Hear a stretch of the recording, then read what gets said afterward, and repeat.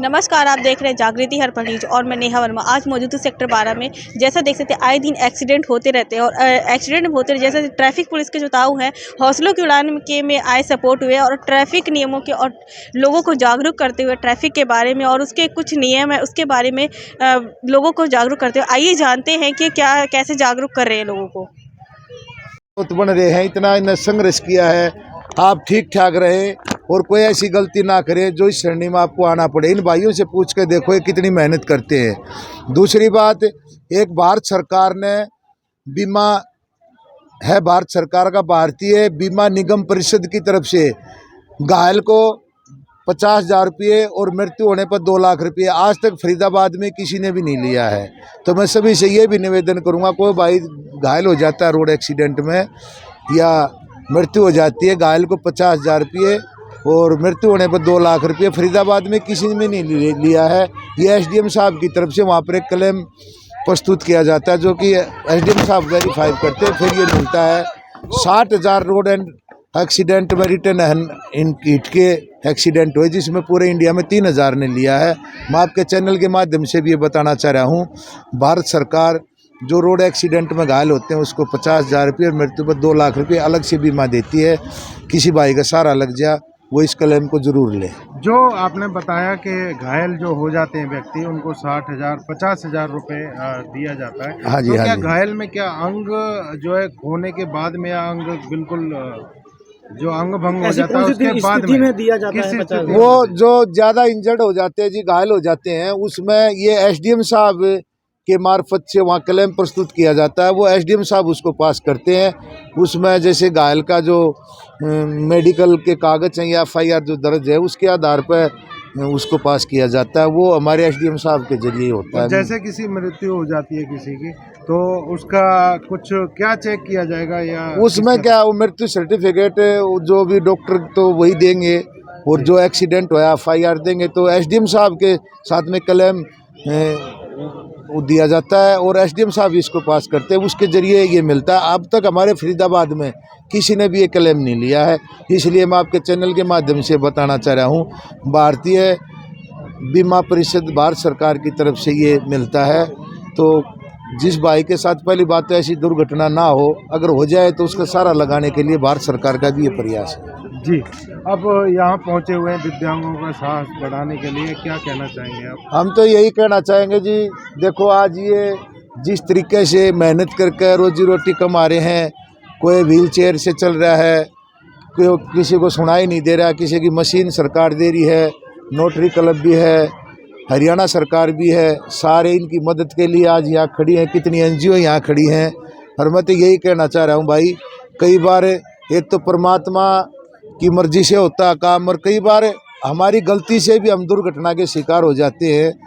तो कृपा करके, सड़क एक ऐसी चीज़ है मेरे मानने में, छोटी गलती सबसे बड़ी सज़ा सड़क पर मिलती है। सड़क पर ही सबसे ज़्यादा दिव्यांग बनते हैं। और कोई मान ले एक्सीडेंट होता है, मैं आपके माध्यम से बताना चाह रहा हूँ, 112 नंबर जो हमारी गाड़ी है ऑल ओवर इंडिया में 112 पे कॉल करें, डरे नहीं, हमारी गाड़ी आएगी, उसको हॉस्पिटल पहुँचाएगी।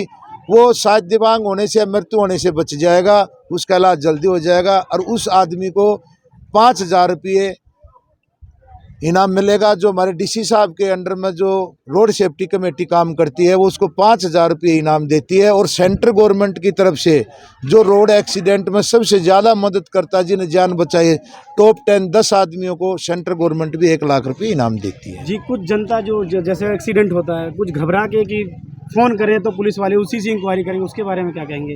अब कोई किसी प्रकार की इंक्वायरी नहीं है। अब तो सिर्फ इतना है कि हम उसको इनाम देने के लिए, उसको प्रोत्साहन करने के लिए हम उसको पूछ सकते हैं। बाकी उसको सुप्रीम कोर्ट हाई कोर्ट का ये आदेश है, हम उसको किसी भी प्रकार से परेशान नहीं करेंगे। इसलिए कोई भी पुलिस को बताता है या उसको एडमिट करवाता है, इसलिए 5,000 रुपये इनाम रखा गया है। रोड, जैसे आप बता रहे रोड एक्सीडेंट जिसका मेन कारण कहीं ना कहीं टूटा रोड या गड्ढे या ये सब चीजें हैं, हाँ जी, तो हाँ जी। उसके लिए सरकार क्यों नहीं केयर करती है? सरकार जो कई बार सरकार की भी गलती से कई बार हो जाता है, पर बाकी अब सरकार भी प्रयासरत है। और मैं चैनल के माध्यम से भी ये कहना चाह रहा हूँ, किसी भी यूट्यूब चैनल पर या अखबार में कहीं भी रोड की स्थिति के बारे में पता लगता है तो सरकार के उच्च अधिकारी उस रोड पर नहीं निकल पाते, कोई दिक्कत होती है तो आपके माध्यम से भी रोड बहुत अच्छे तैयार हो जाते हैं। ये आपने भी ऐसी जगह के अधिकारियों को बताना चाहिए जो वो जागरूक हो जाएं और उसके आधार पर उसका काम होगा। अरीब हरियाणा सरकार जो फिलहाल बनी है उसने कुछ समय निर्धारित किया है अधिकारियों का, वो रोड वहाँ ठीक नहीं होया या कोई दिक्कत हुई तो उस अधिकारी के प्रति भी सरकार कानून कार्रवाई करती है।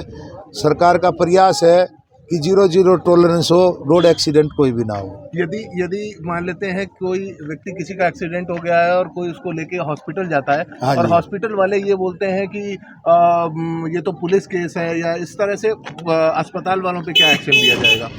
कोई भी हॉस्पिटल वाला आपको इनकार नहीं करेगा, वो कुछ समय उसका ऐसा है जो फर्स्ट एड वो उसको देगा और उसके पैसे सेंट्रल गवर्नमेंट की तरफ से या हमारी जो रोड सेफ्टी कि वो है उसमें कुछ फंड ऐसे हैं जो वो उनको प्रोवाइड करवा देते हैं।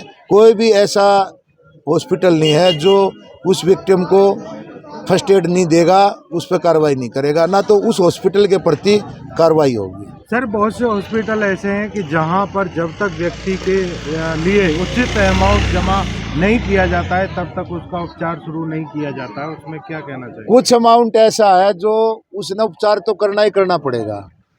अगर वो सरकार उस अमाउंट को ग्रहण करती है उसके बाद में जो भी आगे की जो प्रक्रिया है कि ड्रामा सेंटर उसको भेजना है या उसके पास में वो पूरी सुविधा नहीं है या सरकारी हॉस्पिटल में भेजना, वो उसको फर्स्ट एड देगा और वहाँ तक पहुँचाने की उसकी जिम्मेवारी है। अगर वो नहीं करेगा तो हरियाणा सरकार उसका लाइसेंस भी कैंसिल करेगी। सभी को ट्रैफिक ताऊ की राम राम और आप सभी भाइयों का धन्यवाद। ऐसी ऐसी बातें आप जनता को बताओगे, हो सकता है आपके कारण भी किसी का घर का चिराग बुझने से बच जाएगा। लास्ट सवाल है। हाँ सर, बोलिए जैसे सर। कि अभी कहा कि एक्सीडेंट होने के बाद जैसे कोई ज़्यादा घायल अवस्था में होता है तो FIR होने के बाद उसको मुआवजा दिया जाएगा। कभी कभी देखा जाता है सड़कों पे जो ना सिवर लाइन है वो ढक्कन खुले होते हैं और सरकार उनकी तरफ बिल्कुल भी नज़र नहीं रखती, और कभी कभी उनमें गिरने के बाद में टांगे टूट जाती है, लोग घायल हो जाते हैं ज़्यादा बुरी स्थिति में, तो उस पर तो FIR नहीं कर सकते सरकार का? हाँ जी, क्यों नहीं होती, बिल्कुल होती है। उस आसपास के SDO पे, JE पे, हर इन पे, मगर हम कानून के प्रति जागरूक होना जी काम सारे होते हैं। अगर कानून के प्रति हम घबरा जाते ना, नहीं कर पाते ना, जागरूक ना, घबराते नहीं, धीरे धीरे इन पर कार्रवाई भी हो रही है, ठेकेदारों पर भी कार्रवाई हो रही है और कई जगह ऐसी घटनाएं हुई हैं।